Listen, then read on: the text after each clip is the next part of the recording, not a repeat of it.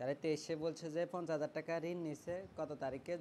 November মাসের 1 তারিখে 2014 সালে। আর টাকাটা কত টাকা পরিশোধ করতে হইব? 51,125 টাকা পরিশোধ করতে হইব 3 মাস পরে। কেমন? For zero interest bearing note. এখন আমাদেরকে এখানে কি কি করতে বলছে? ইন্টারেস্ট বলতে কি বোঝাচ্ছে এখানে? হ্যাঁ হ্যাঁ, আবার বলো। জিরো ইন্টারেস্ট বলতে কি জিরো বোঝাচ্ছে? ইন্টারেস্ট বলতে ঋণের হার, সুদের হার যদি উল্লেখ না থাকে তখন এটাকে বলেছে জিরো ইন্টারেস্ট বিয়ারিং নোট। মানে তুমি ঋণ নিবা 50,000 টাকা, ঋণ পরিশোধ করতে হবে 51,125 টাকা। এখানে কোনো সুদের হার নাই। ডিরেক্ট 50,000 টাকা ঋণ নিবা, 3 মাস পরে 51,125 টাকা পরিশোধ করে দিবা। বুঝছো কি না? এখানে তাহলে সুদ কেমনে জি বাইর ভাই। করবা? সুদের হার যেহেতু নাই, এই দুইটা টাকার পার্থক্য হচ্ছে সুদ। 50,000 টাকা আর 51,125 টাকার পার্থক্য হচ্ছে আমাদের সুদ। এখন আমরা জাবেদা কি দিব? প্রথমে নভেম্বর মাসের 1 তারিখ 2014 সালে যে তারিখে আমরা টাকাগুলো ঋণ হিসাবে নিচ্ছি ওই তারিখে সুদ মানে জাবেদা কি দিব? তাহলে আমরা ক্যাশ বাড়ছে ঋণ নিলাম আর লোন ক্রেডিট মানে ঋণ বাড়ছে। এটা তো বুঝছো তাহলে 1 ভাই তারিখে। এখানে কি লোনে দিতে হবে? নোটস পেয়েবল দিলে কি নোটস সমস্যা আছে? পেয়েবলও দিতে পারবা, আরও ভালো হবে নোটস পেয়েবল দিলে, সমস্যা নাই। আচ্ছা তারপরে কি বলছে? বলছে যে অ্যাডজাস্টিং জার্নাল। আচ্ছা, ডিসেম্বর মাসে 31 তারিখে 2014 সালে জাবদা কি হবে? আচ্ছা কি হবে তাহলে? ডিসেম্বর মাসের 31 তারিখে আমাদের কয় মাস হবে তখন? নভেম্বর ডিসেম্বর 2 মাস হবে। আচ্ছা এখন কথা হচ্ছে টাকা কেমনে বাইর করব? মানে সুদের টাকা কেমনে বাইর করব? প্রথমে সুদের টাকা কেমনে বাইর করবো? 51,125 টাকা থেকে 50,000 টাকা বাদ দাও, তাহলে আজ সুদের টাকা আসবে 1,125 টাকা। এই 1,125 টাকা কয় মাসের জন্য? 3 মাসের জন্য। তাহলে আমরা 1,125 টাকাকে 3 দিয়ে ভাগ করব। এখন কথা হচ্ছে ডিসেম্বর মাসে 31 তারিখে কয় মাসের সুদ দিতে হবে? নভেম্বর ডিসেম্বর মিললে 2 মাস, তার মানে 2 দ্বারা গুণ দিতে হবে। আমার কথা বুঝছো? 1,125 টাকাকে 3 দ্বারা ভাগ 2 দ্বারা গুণ, যত হয় তত টাকা। তাহলে 775 টাকা হবে যে উত্তর। তাহলে interest expense debit, interest payable credit, কারণ ডিসেম্বর মাসে 31 তারিখে আমাদের 2 মাসের সুদ বকেয়া থাকবে। বলো বুঝছো কি না? রিকোয়ারমেন্ট 2 বুঝছো? জি ভাইয়া বুঝছি, পরেরটা। আচ্ছা এরপরে কত তারিখে বলছে? অ্যাডজাস্টিং জার্নাল কত তারিখে দিতে বলছে? ফেব্রুয়ারি 1 তারিখ 2015 সালে। আচ্ছা ফেব্রুয়ারি 1 তারিখ যে কথা, জানুয়ারি মাসে 31 তারিখও একই কথা, ঠিক না? আচ্ছা ওই দিন আমাদের কি জাবেদা দিতে হবে? আচ্ছা ওই দিন আমাদের জাবেদা দিতে হবে যে ইন্টারেস্ট এক্সপেন্স ডেবিট কত টাকা? সবগুলা টাকাকে, কেমন? আর লোন ডেবিট আর লোন পেয়েবল ক্রেডিট। আচ্ছা ওই তারিখে কি টাকাগুলো পরিশোধ করে দিছে?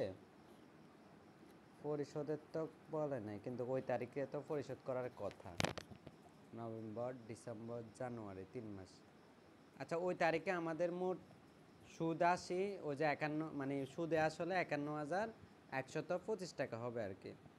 তো এখানে তো ওই দিন, আচ্ছা এখানে loan to record interest and loan charge to loan payable account, এই জাবেদাটা শুধু শুধু দিছে। এই জাবেদাটা এইভাবে দেওয়া যায় তো।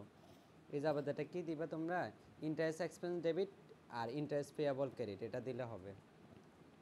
ওদের মতো এত কিছু দেওয়ার দরকার নেই। বুঝছো ভাইয়া কিনা? এটা দিলে মনে হয় 3 মাস পরে এটা পরিশোধ করে দিবে, যে পরিশোধ প্রথম করে লাইনে দিলে আছে তাহলে না? এইভাবে করা যায় তো, ইন্টারেস্ট এক্সপেন্স ডেবিট আর অ্যাকাউন্টস পেয়াবল বা notes payable debit cash credit করা যায় তো। আচ্ছা তোমাদের অন্য কোনো বইতে এটা দেখছো? এটা কি করছে লাস্টে জাবেদাটা? আর কোনো আমার কাছে তো অন্য কোনো বই নেই বই নেই? ভাইয়া। কেমন লাস্ট জাবেদাটা চেঞ্জ করা যাবে? Interest loan সেবল loan payable. আচ্ছা হ্যাঁ, তারা আবার ব্যাকের একটা কথা বলে দিছে তো, ইন্টারেস্ট অ্যান্ড লোন, ইন্টারেস্ট এবং loan charged to loan payable account. ও আচ্ছা এই কথাটা তো বলেই দিছে। এটা যেহেতু যদি প্রশ্নে থাকে তাহলে এইভাবেই করতে হবে। মানে ইন্টারেস্ট এবং লোনকে প্রথমে লোন ধরতে হবে, এই যে লোন ধরছে, এরপরে ওটাকে লোন পেয়াবলের মধ্যে দিয়ে দিবে। মানে লোন পেয়াবলের মধ্যে দিলে সব ওই যে পুরাটাকে একসাথে দায় ধরবে। তাহলে ইন্টারেস্ট এক্সপেন্স মোট 3 মাসেরটা 1,125 টাকা, আর লোন তো নিচ্ছি আমরা 50,000 টাকা। তো দুটা মিলেই এবার এটাকে লোন পেয়াবলে ট্রান্সফার করছে। মানে ওরা আগে লোন একটা অ্যাকাউন্ট খুলে নিচ্ছে, এরপর ওটাকে লোনস পেয়াবল নামে অ্যাকাউন্টে দিয়ে দিচ্ছে। সহজ কথা, একটা দায় বাড়ে কমায়, মানে 50,000 টাকা কমে আবার আবার 50,000 টাকা বাড়াইছে। আর এখান থেকে যে 1125 টাকা ছিল এগুলাকে আবার দায়, এগুলো তো অবশ্যই দায় হবে, কারণ টাকাগুলো পরিশোধ করা পর্যন্ত দায় হবে। যেহেতু বলে নাই, মানে ওই ব্যাকেটে বলে দিচ্ছে যে এই কথাটা ইন্টারেস্ট এবং লোনকে লোন পেয়াবলের মধ্যে ট্রান্সফার করতে, তাহলে তোমার এইভাবেই করতে হবে। আর ব্যাকেটে যদি কাজটা না বলতো তাহলে কিন্তু তুমি নিজের মতো করে করতে পারতা। ঠিক আছে? ভাইয়া হুম, প্রবলেম বলো। 21 3 নাম্বারটা একটু বলবেন? আচ্ছা, প্রবলেম 21 আচ্ছা আমরা যাইতেছি 21-3 নাম্বারে কি বলছে?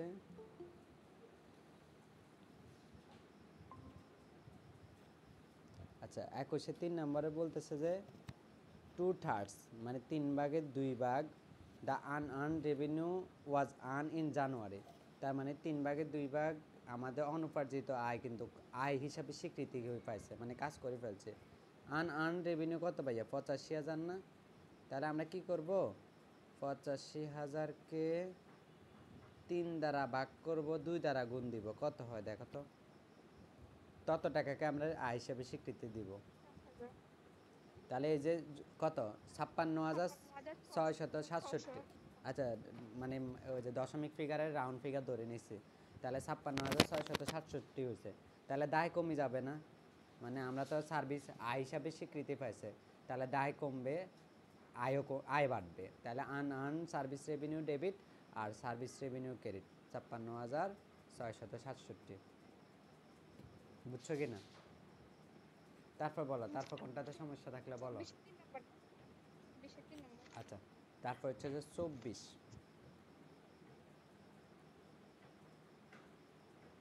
24-3 নাম্বারে কি বলছে?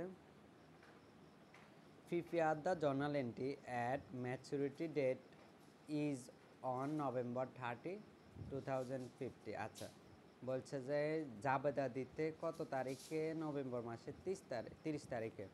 আচ্ছা, অন জুন 1, 2050 বিডি কোম্পানি টুকে লোন। আচ্ছা, জুন মাসের 1 তারিখে তারা একটা ঋণ নিছে 50,000 টাকা।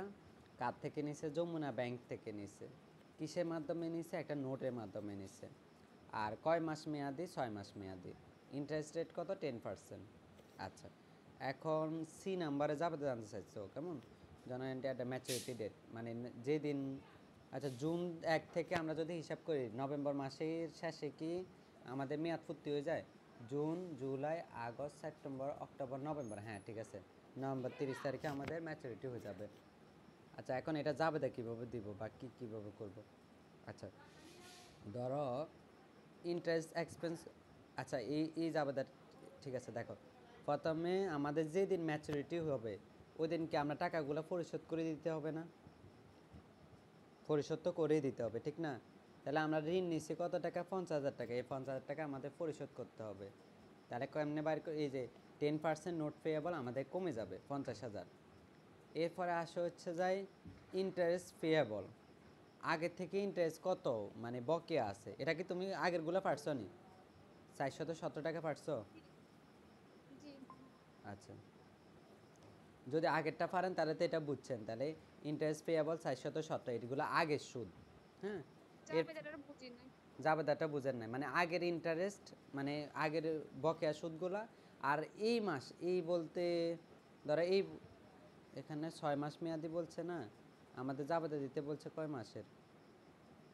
এখন কি 5 মাস মেয়াদি নাকি 6 মাস মেয়াদি? এই হিসাবে তো 6 মাস হয়।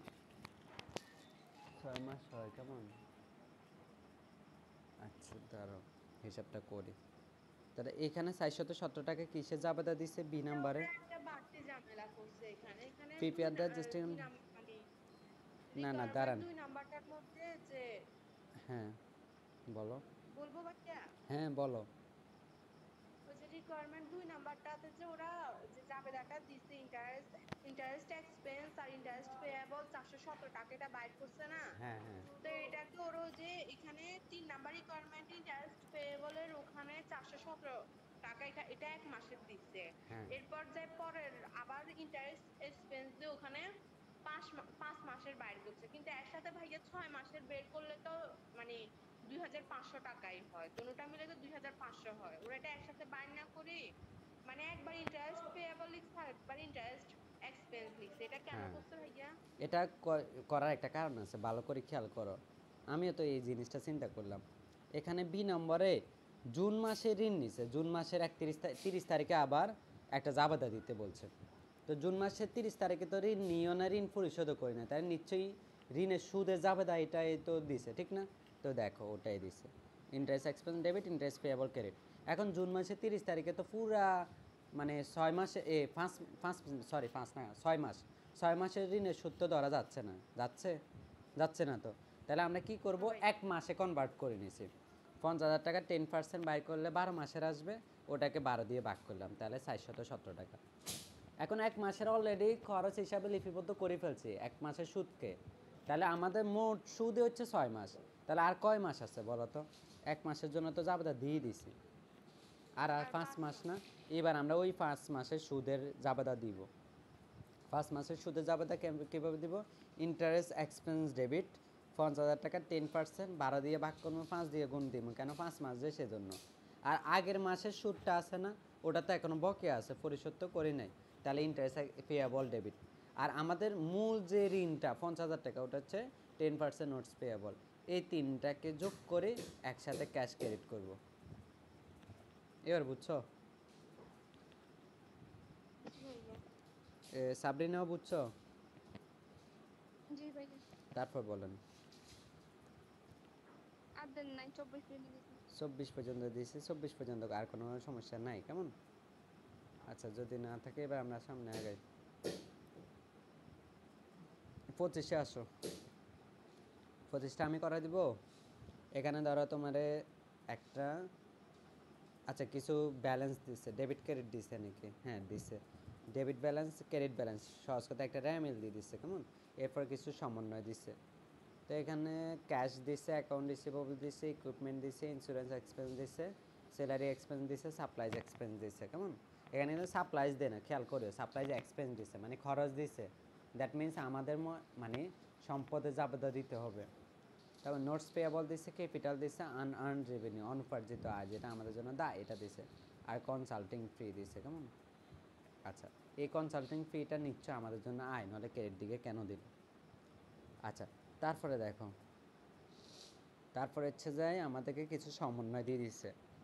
এরপর বলছে যে প্রত্যেকটা সমন্বয়ে জাবেদা দিতে। কত তারিখে জাবেদা দিতে বলছে? জুন মাসের 30 তারিখ 2016 সালে, কেমন? এতটুকু পর্যন্ত বোঝো নাই তো, নাই সমস্যা তো নাই এতটুকু পর্যন্ত। এবার আমরা একটা একটা করে মানে জাবেদা দিই। অ্যাট জুন 30, আচ্ছা জুন 30-এ কী বলছে? অ্যাট জুন 30 টাকা 700 of supply was on hand. আচ্ছা, জুন মাসের 30 তারিখে বলতেছে 700 টাকা সাপ্লাইজ হাতে আছে। তাহলে আমরা তো সবগুলো সাপ্লাই খরচে লিখছি।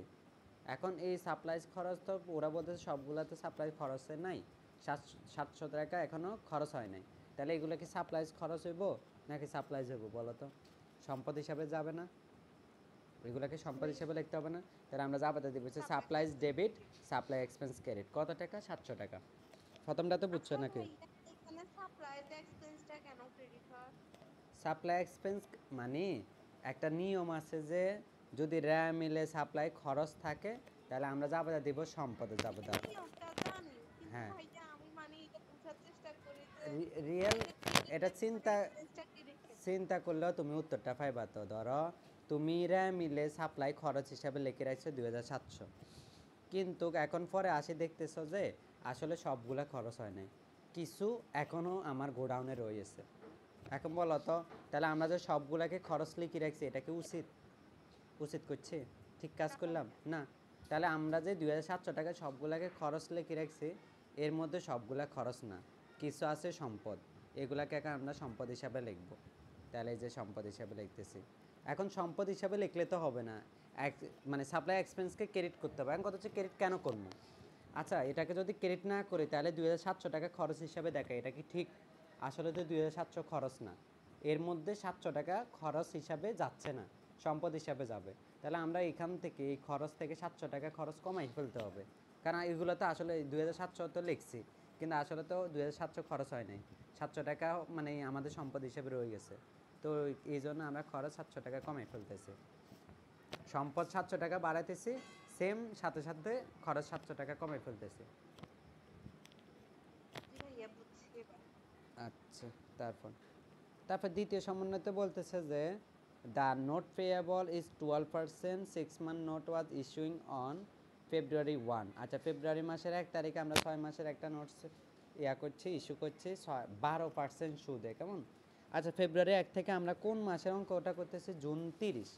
তাহলে কয় মাস হয়? ফেব্রুয়ারি, মার্চ, এপ্রিল, মে, জুন, 5 মাস, কেমন? 5 মাস না হয়? ভাইয়া অঙ্কটা 6 মাসে, জানুয়ারি 1 থেকে। আরে ভাই, ইস্যু তো করছি ফেব্রুয়ারি 1 তো, জানুয়ারি 1 তারিখ থেকে তো আমি বুঝছি, কিন্তু আমরা এই নোটটা ইস্যু করছি কয় তারিখে? ফেব্রুয়ারি 1 না? তাহলে জানুয়ারি মাসে সুদ ধরবা না, না? ঠিক আছে, জানুয়ারি থেকে হিসাব করতেছি, কিন্তু জানুয়ারি মাসে তো আমরা নোট ইস্যুই করি নাই, আমরা তো ইস্যুই করলাম ফেব্রুয়ারি 1-এ। তাহলে ফেব্রুয়ারি 1 থেকে আমাদের জাবেদা দিতে বলছে জুন 30-এ, তাহলে ফেব্রুয়ারি 1 থেকে জুন 30 পর্যন্ত হয় 5 মাস। আচ্ছা, এখন টাকা কত হবে? 20,000 টাকার 12%। তাহলে মনে রাখবা, পার্সেন্টেজ তো সবসময় ইয়ারলি হয়, 12 মাসের সুদ বাইরে হবে।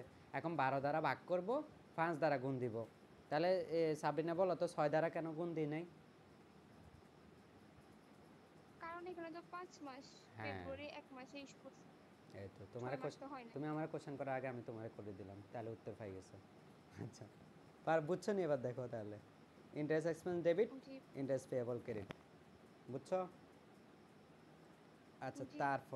তারপর 3 নম্বরে কি বলছে? বলছে যে the balance in insurance expense is the premium on a year policy dated March 1, 2060। আচ্ছা, the balance in insurance expense is the premium on a year. আচ্ছা, পলিসি ডেটেড মার্চ মাসের 1 তারিখে দিচ্ছে, কেমন? Prepaid insurance debit, insurance expense credit. আচ্ছা, insurance নিয়ে কত? Insurance expense আছে কত? 1800। ওরা কত রেয়া দিচ্ছে? 1800 দেয় না, 1200 দিচ্ছে। আচ্ছা, এই ইয়ার এইটা মার্চ, আমি হ্যাঁ স্যার বলেন, মার্চ থেকে তো 4 মাস হয় উনি দেখেন বলেন। আমরা মার্চ 1 তারিখে, কেমন? মার্চ 1 তারিখ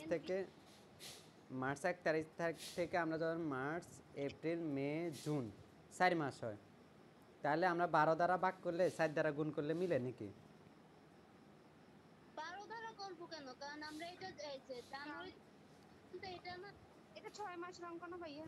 আসো ও আচ্ছা আচ্ছা আচ্ছা, তাহলে আমরা এটা 6 দ্বারা ভাগ করি, 4 দ্বারা গুণ করি, তাহলে মিলে? তাহলে মিলে আচ্ছা, ঠিক আছে, তাহলে মিলছে নাকি আসলে দেখেন তো?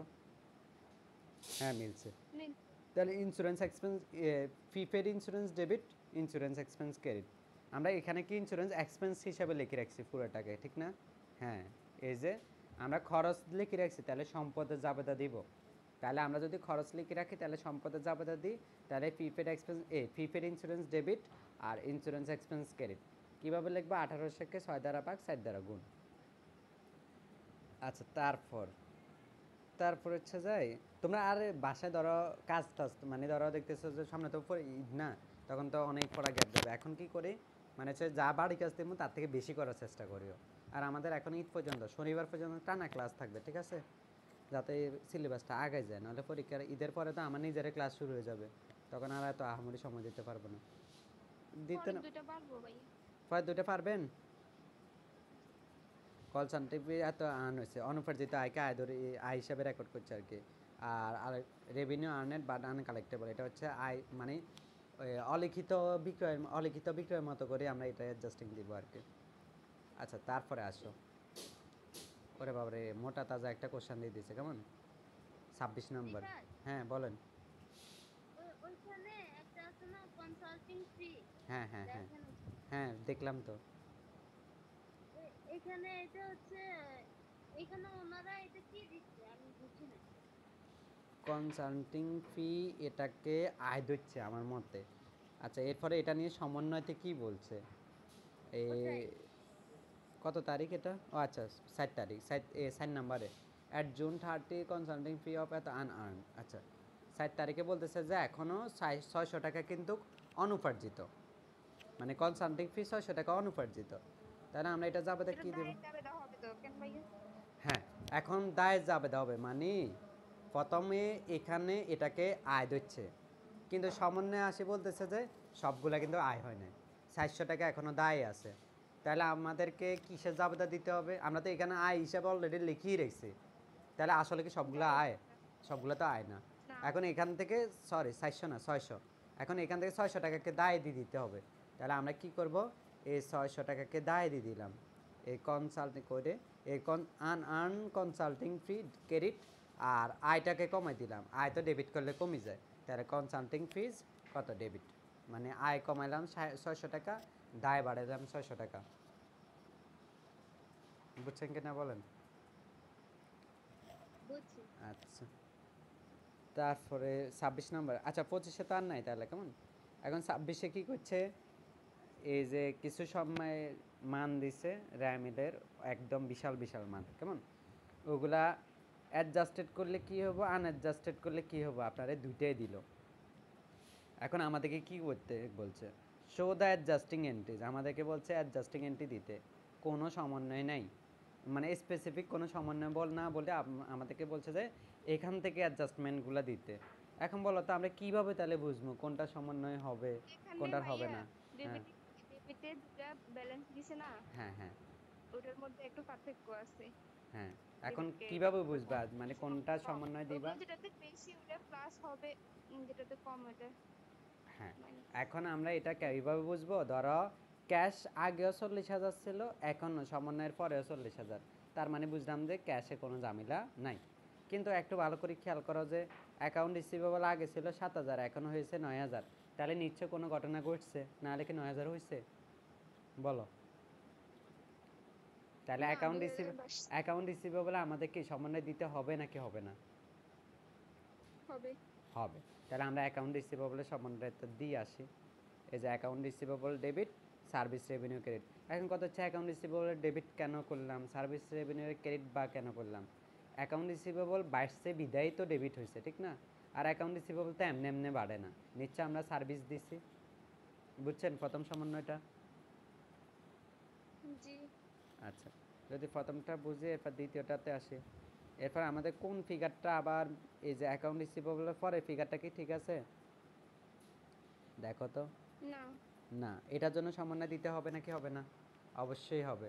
হবে। আচ্ছা, তাহলে প্রিপেড ইন্স্যুরেন্স আগে ছিল আচ্ছা কোনটা কোন সালের এটা আসেনি? আচ্ছা, অ্যাডজাস্টেড আর আনঅ্যাডজাস্টেড। আচ্ছা, তাহলে আগে ছিল কত? অ্যাডজাস্টেড করার আগে ছিল হচ্ছে 6500। 6,500, আর অ্যাডজাস্টেড করার পরে কত হয়েছে? 3,000। তাহলে বলো প্রিপেড ইন্স্যুরেন্স বাড়ছে নাকি কমছে? কমে গেছে না ভাইয়া? কমছে। কত টাকা কমছে? 3,500 টাকা কমছে। 3500 তাহলে এই টাকা। যে দেখো, এই যে প্রিপেড ইন্স্যুরেন্স ক্রেডিট আর ইন্স্যুরেন্স এক্সপেন্স ডেবিট, তাহলে 3,500 টাকা কমে গেল, এই জন্য ক্রেডিট, আর ইন্স্যুরেন্স এক্সপেন্স ডেবিট কেন খরচ বাড়ি গেল, কেমন? আচ্ছা, তারপরে তারপরে এন্ট্রিটা কি ঠিক আছে? না, এটার জন্য সমন্বয় জাবেদা দিতে হবে। এটা কি সাপ্লাই, এটা সমন্বয় জাবেদা বলে দাও তো দেখি। 3,000 টাকা সাপ্লাইজ খরচ হয়ে গেছে, তাহলে এটা সমন্বয় জাবেদা কি হবে? সাপ্লাস এক্সপেন্স ক্রেডিট, সাপ্লাইজ ক্রেডিট, তাহলে এটা যাবে দেওয়া হবে যে supplies expense debit, supplies credit কত টাকা হবে? 5,000 আর 2,000-এর পার্থক্য, দ্যাট মিন্স 3,000 টাকা। তাহলে দেখেন তো মিলছে কিনা। 3,000 3,000, কেমন? বুঝছো এতটুকু? আচ্ছা, তারপরে হচ্ছে 4 নম্বরে, 4 নংয়ে কি বলছে ভাইয়া? এই যে 60, এটা তাহলে কোনো সমন্বয় আমাদের দেওয়ার দরকার নেই। আচ্ছা, তারপরে আমাদের অ্যাডজাস্টেড করার পর এইখানে নতুন একটা কলাম আসছে। কিসের কলাম এটা? Accumulated depreciation. তাহলে যেহেতু এটা আগে ছিল না, এখন আসছে, তাই নিশ্চয়ই কোনো অ্যাডজাস্টমেন্ট দিতে হবে। আচ্ছা, অ্যাকুমুলেটেড ডেপ্রিসিয়েশনে আমরা সমন্বয় জাবেদা দিব। তাহলে অ্যাকুমুলেটেড ডেপ্রিসিয়েশন কীভাবে আসে? এটা মূলত depreciation expense debit, accumulated depreciation credit, এছাড়া তো কোনোভাবে ক্রেডিট হওয়ার সম্ভাবনা নাই ডেপ্রিসিয়েশন, ঠিক না? অ্যাকুমুলেটেড ডেপ্রিসিয়েশন মানে পুঞ্জীবিত অবশ্যই আর কি। তাহলে 4 নাম্বার জাবেদাটা বুঝছো? জি। আচ্ছা, কঠিন লাগেনি কোনো, এটা কিন্তু মানে প্রশ্নটা ভাইয়া এটা হ্যাঁ বলো। একবার আগে ক্লাসে করছিলাম, তখন স্যার কি বুঝলো আমি বুঝি না, এখন মনে হয় অনেক সোজা লাগতেছে। আবার এই কি বলে অ্যাডজাস্টমেন্ট মানে সমন্বয় জাবেদা কিন্তু অনেকে বাঘের মতো ভয় পায়। মানে তুমি যদি নিয়ম শিখতে যাও তুমি ভাইয়া আমি হ্যাঁ পাগল হয়ে যাবে। আমিও পাইতাম বাট হ্যাঁ এখন ভালো লাগে, এখন মনে হয় অনেক সোজা ভালো লাগে। ইজি সবগুলা কয়েকটা কারণ চাবিটা শিখলেই হ্যাঁ পারা যায়। আমি এই যে যেভাবে পড়াতেছি এইভাবে পড়া মানে তোমাদের পরিশ্রমটা অনেক বেশি, মানে যে আমি বাড়ির কাছে একটা দুইটা করা দিই তোমাদেরকে অনেক বেশি দিয়ে দিই, একদম ওটা করতে করতে দেখবে যে তোমার পুরো ক্লিয়ার। আর তুমি যদি সাধ্যের সাথে করো, উনি যা তোমার বোর্ডে একটা অঙ্ক করাই দিল তুমি তুললে, আবার করাই দিল তুললা, এমন না ওটা ক্লাস 3 পর্যন্ত ঠিক আছে, এই বয়সে এটা ঠিক নাই, ঠিক না? তারপরে আসেন, এরপরে আপনাদেরকে এটা কোনো সম্মানে জাবেদা দেওয়ার তো দরকার নাই, দুইটাই তো সেম, তাহলে দেখবেন কেন? তারপর এটারও দেওয়া দরকার নাই, দুইটাই সেম, তাহলে এই দুইটা এন্ট্রি বাদ। এরপরে 2000 টাকার যে ফিগারটা আছে এটা সম্মানে জাবেদা নিশ্চয়ই দিতে হবে। এটা কিসের ফিগার? এটা হচ্ছে যায় স্যালারি পেয়েবল। আচ্ছা তাহলে স্যালারি বকেয়া আছে, এটা জাবেদা আপনার দিয়ে আসে। তাহলে আমরা স্যালারি বকেয়া আছে এটা দেখেন তো, নিশ্চয় স্যালারি সৃষ্টি হয়েছে আর ওই টাকাগুলো পরিশোধ করি না বিদায় আমাদের স্যালারি বকেয়া আছে, তাহলে স্যালারি এক্সপেন্স ডেবিট আর স্যালারি পেয়েবল ক্রেডিট, কেমন? আচ্ছা তারপরে আসছো, স্যালারি তো গেল, তারপরে কত তারিখ? তারপরে হচ্ছে 1000 টাকার ফিগার, এটা কিসের? 1000 ইন্টারেস্ট পেয়েবল, তাহলে নিশ্চয়ই ইন্টারেস্ট আমরা দিই নাই বিদায় আমাদের এই টাকাগুলা পড়ে আছে। দেখছো না আমি মানে বলার সাথে সাথে তোমরা উত্তর বলে দিতে পারতেছো। আচ্ছা তাহলে এটার কি যাবে কি হয়েছে ভাইয়া? Interest expense debit interest payable credit, কত টাকা ভাইয়া? 1000 টাকা, কেমন? এতটুকু বুঝছো কি না? সমস্যা থাকলে আমরা বলি, আবার চুপ করে থাকিও না, কেমন? আচ্ছা তারপরে আসেন, তারপরে হচ্ছে যাই, এটা তো গেল, তারপরে এন্ট্রি কোনটা আমরা দেখি। তারপরে 4000 টাকার এন্ট্রি, 4000 টাকার এন্ট্রিতে কি বলছে? এটা কিসের এন্ট্রি? আচ্ছা 4000 টাকার এন্ট্রির পার্থক্যটা আগে খুঁজে নিই। আগে ছিল 5500, এখন হচ্ছে 4000, তাহলে কত টাকা কমছে? 1500 টাকা কমছে। 1500। হ্যাঁ 1500 টাকা কমছে। কিসের টাকা এগুলা? আন রেভিনিউ, মানে অনুপার্জিত আয় কমে গেছে, তাহলে নিশ্চয়ই কি হয়েছে ভাইয়া? আয় সৃষ্টি হয়েছে, দায় কমছে, ঠিক না? তাহলে আমরা জাবেদা কি দিব? তাহলে আমরা জাবেদা দিব হচ্ছে হ্যাঁ রেন্ট রেভিনিউ ক্রেডিট আর আন রেন্ট রেভিনিউ ডেবিট। কত টাকা? ওই দুইটা পার্থক্য 1500, বুঝছেন? ভাই আমাদের ক্লাসে এটা কিভাবে করছে জানেন? হ্যাঁ প্রথম কি করছে, কোনটা বাড়ছে কোনটা কমছে এগুলো একবার হিসাব করছে, এবার কি অ্যাকাউন্ট হিসেবে কেমনে কেমনে সাথে বসছে আমি কিচ্ছু অত কিছু দরকার নাই তো, তুমি প্রতি স্টেপে স্টেপে জাবেদা দিয়ে দাও, শেষ। এত মাথায় স্পেশাল নেওয়ার কি আছে? যে স্টাতে গ্যাপ আছে ওটা যা সমন্বয় দিব, যেটা গ্যাপ না ওটার নামও পড়ার দরকার নাই, আমার সময় নষ্ট করার নামই পড়বো না, অন্য কিছু তো দূরের কথা। আর যেটাতে গ্যাপ আছে ওটা গ্যাপ কত বাস সমন্বয় জাবেদা দিয়ে দিলাম। যেমন আমাদেরকে এখানে কি বলছে, ধরো বলছে অনুপার্জিত আয় কমে গেছে, তাহলে কমে গেলে নিশ্চয় কি হয়েছে? ওটা আয় কনভার্ট হয়ে গেছে, সহজ জিনিস। তারপরে আসেন, তারপরে কোনটা আছে ভাইয়া? 70 70 এটা আমার তাকানোর দরকার নাই, 2000 এটাও তাকানোরও দরকার নাই।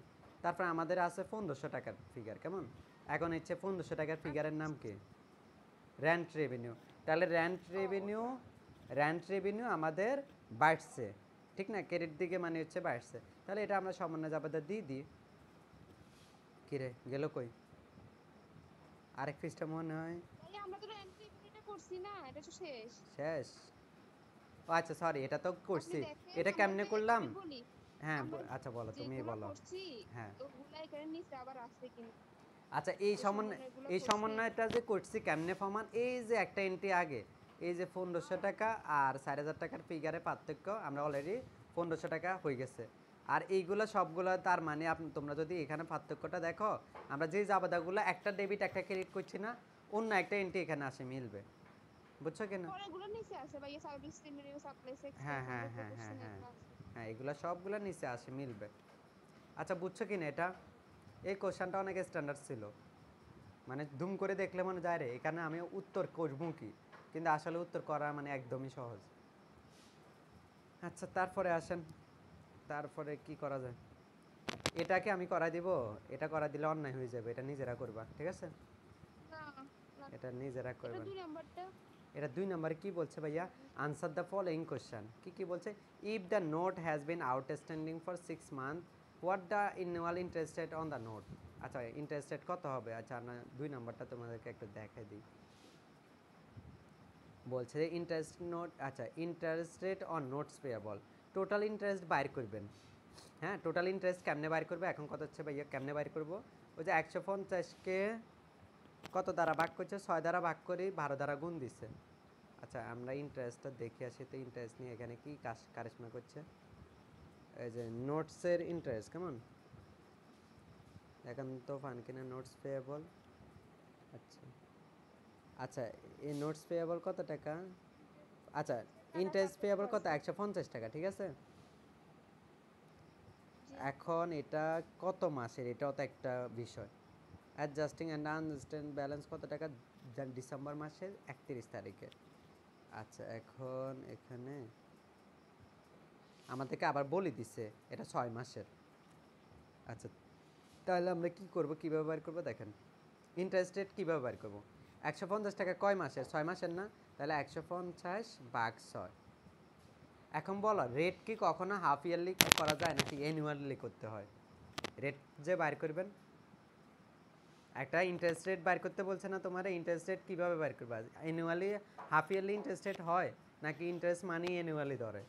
এটা তো তোমাদেরকে অনেকবার বলছি সুদের হার মানি মানে 12 মাসের মানে অ্যানুয়ালি হয় পুরা বছরের হয় কেমন।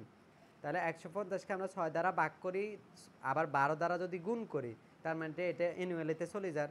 এই যে অ্যানুয়ালিতে আমরা এটা 150 টাকা 300 টাকা হয়েছে ডাবল হয়েছে আর কি 6 মাসে 150 হলে 12 মাসে 300। এখন এটাকে আমরা সুদের হার বাইর করতে পারবো। সুদ কত 300 নোট কত 5000 তাই 300 ভাগ 5000 গুণ 100 6%। বুঝছো নি? এখন তোমারে বলছে স্যালারি পেয়েবলের ইয়া কত এটাও চেষ্টা করে না পারলে আমি কালকে ক্লাসে করে দেব ঠিক আছে। কিছু জিনিস নিজেরা চেষ্টা করার পর না পারলে তখন আমি করে দেব এর আগে করে দিলে ধরো তুমি চিন্তা করলে না আর। আচ্ছা তাহলে আমার মতে বাকি কয়টা বাড়ি কাজ আচ্ছা আজকে বাড়ি কাজ কত পর্যন্ত ছিল বলো? 24 পর্যন্ত। 24 পর্যন্ত হলে কালকে এবার কাটিছে 25 25 26 27 28 29 32 পর্যন্ত আসেনি 32 থেকে বা 34 পর্যন্ত আজকে মিলাই এখানে দিব অনেক কেমন। আছে। আচ্ছা এই অধ্যায়টা যে যত ভালো করে করবা তার অ্যাকাউন্টিং মানে বেসিক তত মজবুত হবে কেন তুমি পরবর্তীতে বুঝবা এখন বুঝবা না অঙ্ক করতে। মানে এই অধ্যায়টা যত বেশি সময় দিয়ে ভালো মতো বুঝে বুঝে করবা তুমি শুধু এই অধ্যায় না পুরো অ্যাকাউন্টিংয়ের বেসিক সব জায়গায় তুমি শক্ত থাকবা। এটা মানো মানে একটু হলেও আমি তোমাদের থেকে বেশি জানি না নাহলে পড়তে কেন আসছো। এই জন্য তো মানে বলতেছে যে তোমরা ভবিষ্যতে অনেক বেনিফিট পাবা যদি এই অধ্যায়টা ভালো করে বুঝে বুঝে করো কারণ সমন্বয় বুঝলে অ্যাকাউন্টিং 30 অনেক আগে নাম্বার থাকবা। 30 নাম্বার বুঝে দিব। দেখেন আচ্ছা 30 নাম্বারে কি বলছে দেখি 30 নাম্বারে কিছুই মিসিং অ্যামাউন্ট দিয়ে দিছে কেমন মানে ট্রায়াল ব্যালেন্সের অ্যামাউন্টটা কত তোমার বলে নেই কিন্তু তোমার ওই যে অ্যাডজাস্টেড ব্যালেন্সটা দিয়ে দিছে। এরপর নিচে কিছু বলছে ভাইয়া ফিল দ্য মিসিং অ্যামাউন্ট তাহলে তোমার বলছে যে মিসিং অ্যামাউন্টগুলাই আমাদের আনসার এগুলাই বাইর করো। আচ্ছা আমরা অ্যাকাউন্ট রিসিভেবল কীভাবে বাইর করতে পারি? আচ্ছা account receivable after adjustment minus service revenue. আচ্ছা আফটার অ্যাডজাস্টমেন্ট কত ছিল 34,000 ছিল ভাইয়া। আফটার অ্যাডজাস্টমেন্ট কি ধরো আমি একটা করে দিতেছি বাকিগুলো তোমরা করবা অ্যাডজাস্ট আচ্ছা আফটার আফটার মানে অ্যাডজাস্টমেন্ট করার পরে কত 34 আর ট্রায়াল ব্যালেন্সে কত ওটা আমি জানি না তাহলে 34,000 লিখলাম। এরপরে আমাদের সার্ভিস রেভিনিউ লিখবো।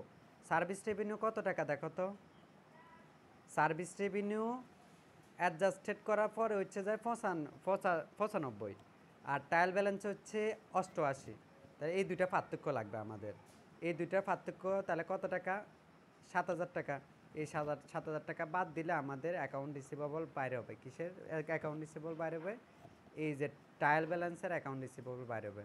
মানে আমাদের এই বছর 7,000 টাকা অ্যাকাউন্ট রিসিভেবল বাড়ছে তাহলে বছরের শুরুতে 7,000 টাকা কম ছিল তাহলে আমরা এই দুইটা ফিগার থেকে ফিগারের যে পার্থক্য 7,000 এটা অ্যাডজাস্টেড থেকে বাদ দিয়ে দিব তাহলে বছরের শুরুতে আমাদের ছিল কত এই যে এই ফিগারটা ছিল 27,000 আর বছরের শেষে কত হয়েছে অ্যাডজাস্টেড করার পর 34,000 এরকম সবগুলা চিন্তা করে করে করবা না পারলে তো আমি কালকে করাই দিমই সমস্যা নেই। কালকে তাহলে 34 পর্যন্ত বাড়ি কাজ করো ঠিক আছে। স্যার হ্যাঁ বলেন।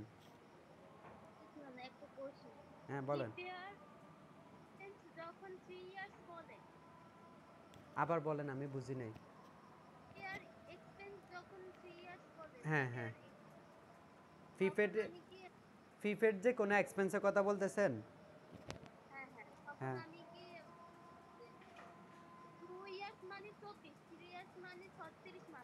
হ্যাঁ ভাগ দিতে পারি? যদি আপনাকে মানে ওই বছরে কোনো 3 মাস মানে 1 বছর থেকে কম মাসের জন্য সমন্বয় করতে বলে, তখন আপনি কি করতে পারেন, ডাইরেক্ট এই যে 3 12 কত 36 না 36 দ্বারাও ভাগ করতে পারেন। যত মাসের সমন্বয় করতে বলছে তত দ্বারা গুণ দিবেন। ধরেন 6 মাসের সমন্বয় করতে বলছে 6 দিয়ে গুণ দিতে পারেন, এরকম করতে পারেন। আর যদি মাসিক না বলে, ধরেন পুরা বছরের সমন্বয়টা দিতে বলছে, তাহলে ধরেন 1 বছরের সমন্বয় দিতে বলছে, তাহলে 3 দিয়ে ভাগ 1 দিয়ে গুণ। তাহলে আমার এত মাসে কনভার্ট করার দরকার না, আমি বছরে কনভার্ট করলে হবে। এটা প্রশ্নের স্টেপ বুঝি আর কি। মাসে কন্ট্যাক্ট করলে কোনো প্রবলেম হবে? না না কোনো সমস্যা কেন হয়? আপনি চাইলে এটা 3/1কে এইভাবেও দেখাতে পারেন, এই যে 36/12, মানে নিচে 36 উপরে 12 দিতে পারেন। তবে ওটা কেমন জানি দেখায় না, মাসে বলে নাই তবুও মাসে কনভার্ট করে নিছি। এটা উত্তর ঠিক থাকলেও আমার মতে বাড়তি কষ্ট করতেছি না। হ্যাঁ আচ্ছা, আর কারো কোনো কোশ্চেন? ঠিক আছে, এতটুকু করেন।